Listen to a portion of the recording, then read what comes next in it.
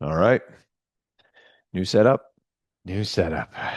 Welcome New. back after some technical difficulties that Yeah. persist. We need a technical person. Yeah. If there's someone out there in our huge fan base, that would be amazing. Yeah. And our, Mom, are you good with well, tech? The the, VCR lights are still flashing, so the only other keep person looking. listening to How the many podcast therapists before us. does Yeah. it take to figure out a podcast routine? Yeah. Wow. Wow. Anyways, we're back. We're Yeah. back. Thank Vitality check. We have Dr. Sean Landry, you. Here. JJ Turnbull. Also present. This should have Uh, let them fill them in. This is the third time recording this Tyler. episode Yeah, because we can't air the other ones. no, They no, were, laughing too much and/or, well, And the audios. the audio didn't work, unfortunately, that's for it. some reason. Two times around, so we'll see. This is going to be interesting. Getting used to remember, they said to look at the camera as well, not Right, just look at the at ourselves on the Who's they? monitor. Who's right. they? Who is they? How dare they? Yeah, Yeah. pretty important people. So we're doing this episode for the fourth time, third time. Third time. Third time's a charm, right? Yeah, this That's one what I is going to said. be amazing. Definitely. Beyond the pain, right? Yes, Beyond finding the finding root the cause. root cause, our Mhm. favorite. Yeah. Actually, we had to switch episodes because this one has been that much delayed, but now we'll get a rhythm going, right? Right. Now we know what to do. Well, we really nailed it last time, and then the audio did not even record, right? Couldn't believe, had a good time. Lots of laughs. Records, I think it's just the Yeah. volume and Yeah. So if you want to just watch the video, Yeah. I'm sure that we was can upload that. pretty solid. Yeah. Pretty solid, yeah. Yeah. pure lip The- reading. We don't even have the blooper reel from No. Ah, No. The funny laugh at the end is gone. your spoke analogy is gone forever. I could start with the spoken analogy. you should you should probably start with it. And then we could finish with the cup analogy. Ah, spokes to cups. I don't know. That's a lot for Oh. one episode. Mm. All right. So for those of you that are super confused right now, Still listening. it's because last time we had audio difficulties and we were debating whether or not we were going to even air that episode because we were laughing so hard at Sean's spoke analogy of pain, and it was awesome. I haven't laughed that hard, to be honest, in It a was long, it was a good laugh. long time, but probably, Good analogy, even better laugh. Oh. I'd say Very similar to the analogy right mediocre, before it. mediocre analogy. No, you're just jealous. You didn't think about The spokes, yeah. Got lost a little bit in the middle Super somewhere. jealous. Yeah, you're lost in my eyes. We're My just eyes like, there. You're lost in my eyes. yeah, something like that. Yeah, Yeah, something like that. that's what it Oh was. man. All right, so let's get this started. Yes. Excuse me. The root cause, so pain. Yeah. The last time, if you listen to our previous episode, we spoke about pain and chronicity of pain and how pain is often the last symptom to arise, right? Yep. Yeah, and understanding that pain is really an alarm system to the body, Exactly. Yep. letting us know that there's something going on and an opportunity for insight and discovery, right? So people, like we were saying, we wanted people to be a little more aware of that concept because quite often they come in and they have no idea that the pain that they're experiencing is potentially from something a little more chronic. Yes. So a buildup of sorts in the body that finally the body sends this alarm saying like you might want to do something. So We spoke also about compensation patterns and how the Yep. body is brilliant and amazing at compensating until it can't anymore. yeah, exactly. How pain can be the first sign of healing, strategies to work with your pain. Anyways, you guys should listen to that podcast, and if you haven't, we're gonna elaborate today on that theme. This is part 2 of the pain series. Yeah. Mhm. So if we look at then if like we talk about ad nauseum here at the clinic, right? It's like always about the root cause. We're always looking at trying to help people unravel a little bit what they've accumulated over time that's brought them to this point where they're experiencing something that's uncomfortable, painful, whatever you say, like some sort of dysfunction going on.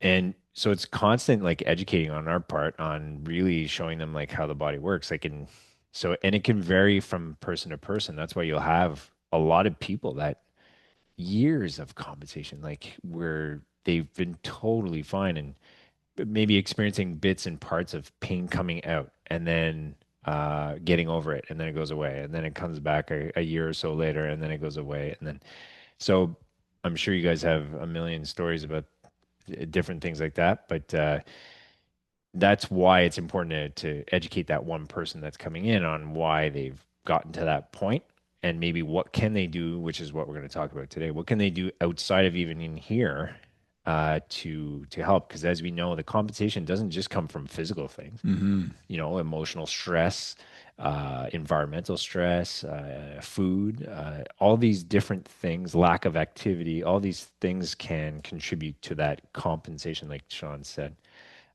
And we'll let Jason talk in a minute, but it's just Good. I'm just trying to look at this the camera. punishment for being late today. Yeah. Okay, so Missed the Jason call. recently found out he was about to miss this, not be included on the recording of this Mhm. podcast, but he right, made it. Yeah. Thankfully, he made we it. found a bench and we allowed him. Still feel like the energy is not where it needs to be. No, do you want your seat? No, okay. Right? A little behind you guys though. Um, Yeah. yeah. Well, That's it. Deserve it. It's well deserved. So, Jason, Mm. give us an example of, short, please. sure, but someone who is seeking care for the first time, and some of the questions they may have with respect to pain, and how do you address that? How do you address their understanding of what's going on? Yeah, well, I mean, obviously that changes from a person to person situation, but oftentimes it's kind of just elaborating what Kev said. They come in describing pain because it's ultimately pain, which usually will be the large enough symptom to actually get them to make the call, right, and to go in to see somebody. And then yeah, that's why we do such a big kind of lifestyle audit and a question and intake, if you will, that first day to really get an idea of how this person's living, right? So from hobbies and interests to work to whatever, to stress to sleep to their physical stuff they're coming in with. And yeah, so they will often ask, like, I don't understand. And so it's that explanation of going through everything you've done in the intake and describing how more often than not, or almost well, every single time, it's a multitude. There's multi reasons, right? Multiple factors of why their body's in the state that they're in. Hmm. And it's about just sharing that with them. So whether it's from, you've done their intake and they, commute to work an hour each way, they sit all day at work, and you can kind of tie that into their back pain of just how it's worse with sitting and all this kind of stuff. So you're really just trying to, in my opinion, or all of us, we're really trying to find that root cause, like we mentioned, and then educate them as to why or how. Yes, the pain's now, but look at all these other things. Did you ever have this symptom? Did you ever have any stiffness before? Did you notice any change in mobility? Like you can kind of trace that back and see how, pain was the reason they came in, but they really had a lack of functioning or a lack of mobility from before that was really coming through beforehand. And you're able to show them and explain to them through their questions and stuff and your testing of Diagrams, Diagrams, diagrams. yeah. Yeah, good. stick man. Stick figures, I like the color, the number thing. color by Mm, I think number. that works well. And favorite. then once you can educate and show, then to me, and I would think that speaks for all of us, that's a huge part of that healing process too, is they understand it more. They're Mhm. leaving your office that first day much more in a much better situation where Yeah. yes, the pain's not gone that day because you're just Empowered, getting started, but right? they feel empowered. Exactly. Yeah. That's what I'm looking for. I had a funny one this week, or I guess it was last week. We're Monday this week. Yeah, so it was last week, where someone, you know, she was explaining that she had just bent over to put her socks on, and that's how her back went. And I joked with her. I said, "Well, it must have been a pretty heavy sock, right?" Dirty suck. Yeah, dirty, heavy sock. And she kind of laughed, and I was like, "Well, obviously it's not just the sock, right?" And she goes, "Oh yes, I played a bunch of hockey this weekend. Mm. 3 kids, one sleeping, one's not sleeping." Um, but it was a neat way just to kind of, I'm like, "Well, it must have been a pretty heavy sock." And she laughed, right? Because she's like, "I was fine before that, right?" Because that was what she was saying. I was Mhm. good before the sock, right? I'm like, "Geez." Anyways, so we laughed about it for a bit, and she realized, and I just listened to her. Well, what's going on? And that's when explaining life, right? She was explaining her life to me in a sense, and I was like, okay, well, it sounds like you got a lot going on, right? Mhm. So yes, we'll take care of the mechanics of it right now to make sure that Yeah. you're doing better, or have some exercise to do or not do, as Jason often says, what to avoid, so to speak, to help you put out the fire. But let's start looking at, all of this, the symphony orchestra of Yeah. life that's contributing to, your The back, adaptation in the the body. adaptation in the Yeah. body, and your Yeah. and the sock being very heavy. Right. Right. It's a good point you're bringing up because it's really important for people to start seeing that. Then I dropped the wheel. Now, do you guys have, Book and I. do you have a bicycle? You've done it with a bicycle, Does so anyone have 25 minutes of Sean's analogy of are you good with bicycles and tires? She loved it. she did not? She preferred the bicycle. I doubt it. She probably canceled her appointment. So, Oh. but Almost, no, the laugh almost started again. yeah. Oh my goodness. Well, are you Well, going?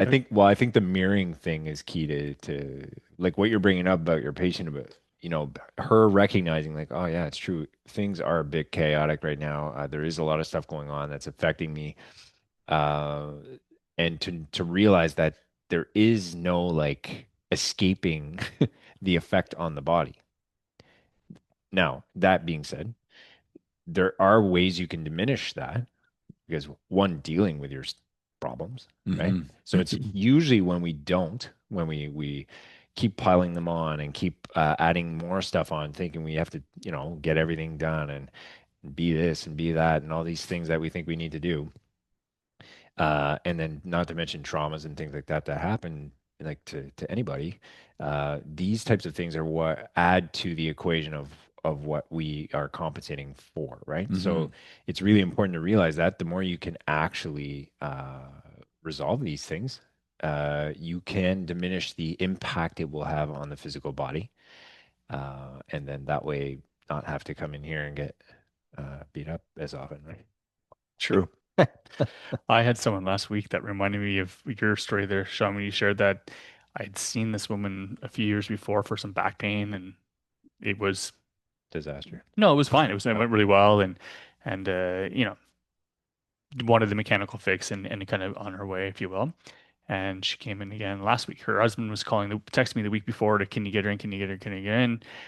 And no, that was not last time. Sorry, the time before that. And she said to me before, this is the third time I'm seeing her. Sorry, the second time I saw her, she's like, I don't get it. She was on an appointment for 3. I know, my bad. I know, my bad. Let's start again. The second time she came in to ever see me for her back, after 2 sessions, she was in on her third, saying, I don't get it. Like, it's just taking so long this time. Last time I was good. I was better right away. I don't get it. And I'm like, yeah, no, it doesn't surprise me at all, really. Well, what do you mean? She's like, pretty sure the last time you came in, you're telling me that you had to take your daughter to the hospital. She needed emergency surgery. You slept in the hospital for 3 consecutive days on the chair. I said, I think you came in a bit of a different mental state than the time previous to that. And really, like, that's how shocking be from a case to case basis. She had not put any of that together at all. Saw that as a totally separate window from her back pain.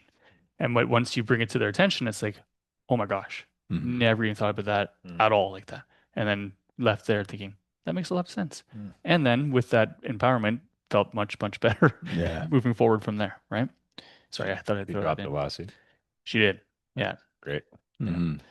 So understanding, Good. yeah, the interplay between the mental, the emotional, and the physical, and I guess once they understand that, yes, we live in the physical, and our body does keep the score, so to speak, over time, but understanding events in our lives that are contributing to how you show up every day. Sounds basic, but it's not something that really people think about a lot.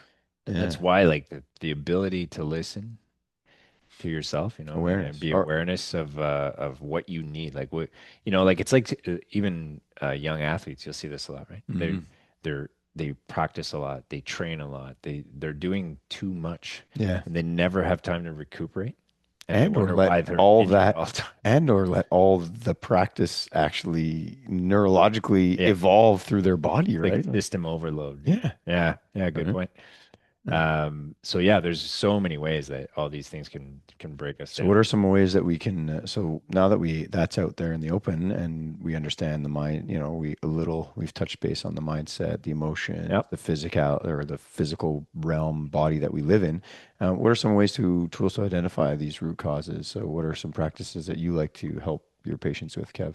One's like what we just said was the awareness thing, like paying attention to, because people will often say, like Jay said before, they're like, oh, it's true. I did notice that Mm-hmm. my back was a bit stiff for a while before this happened. Or, Yeah, like there are signs that are precursors to the pain. for sure. So you got to start being a little more attentive to like, oh, okay, yeah, I'm really starting to get stiff, or I'm dehydrated, or like the more you build that muscle of being able to listen to yourself and know what you need, Mm-hmm. you'll decrease the amount of wear and tear on the whole system, right? So I think that's a good start right there is getting, and that's where, obviously seeing someone like you guys or any therapist where you're getting good information on how to do that and how Mm-hmm. to read those signs, then you're ahead of the game for sure. Because then you can really um, be preemptive in terms. Proactive, yeah. Yeah, yeah, For sure. So, and then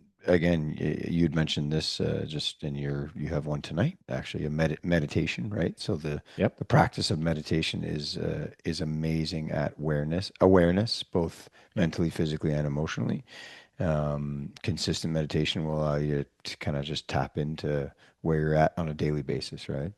Um, Yeah, I guess the key with that too is that's a good point and brings up, maybe Jake can elaborate on that, is the balancing of the autonomic nervous system. Yeah, mhm, that's it. That's usually a great starting point for most people is maybe educating a little bit on our nervous system and how we're either in the sympathetic system or in the parasympathetic. We're not in both ever, and most of us are chronically too often into the sympathetic system, and quite often as they're feeling pain or get injured, they're in that sympathetic yeah. system. So I think step one, I think most people that would come in with an acute injury or chronic, I guess, but mostly acute when they first come in is day one. I'm sure all of us are giving them breathing stuff and teaching them how to do proper diaphragmatic breathing, working, physically working on their diaphragm that day as well, perhaps, so that they are able to help regulate that nervous system and going through some different breath work and different ways that maybe work best for them. And then really, even if you're giving some follow-up exercises that are helping some mechanical stuff, it's oftentimes it's the explanation of even breathing first, that you can do all these stretches that you want, but if you're stretching in a state where you're all riled up, your outcomes are so limited anyway. Mm. You're Hmm. much better getting into that proper state of being first, being in that proper field so you can actually be healing, like be in that healing energy. So Which can be done in so many simple ways, right? Yeah. Just 100%. breathing. Just breathing, Breathing. just breathing, just spending 2 minutes, 4 minutes. I tell them like just coaching them through whether 4 seconds in and 4 seconds out or Yeah. box breathing or whichever way you want to do it. Mhm. And oftentimes that's a great way to get them to get that process started, just to create that proper healing environment.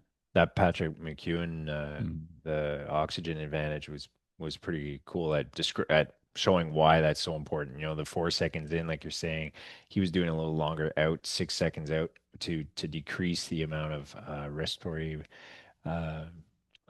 the respiratory rate per minute. And then he was saying that what that does is it increases slightly the CO2 in the blood, Tolerance, yeah. which Tolerance. actually then triggers your body to dilate and send oxygen to your brain, Mm. which calms your nervous system. Yeah.